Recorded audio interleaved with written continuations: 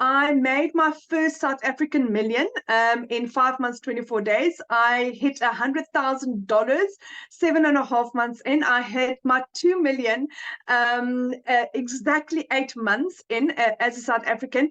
And for instance, for the month of July, in my first 15 days, I had hit $20,000.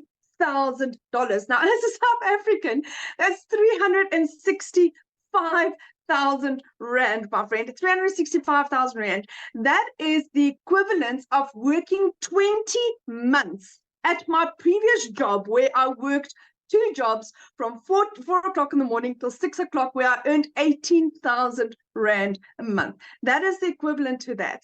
So this is absolutely and utterly mind-blowing. Now, what has happened is my mom has been my absolute rock in this.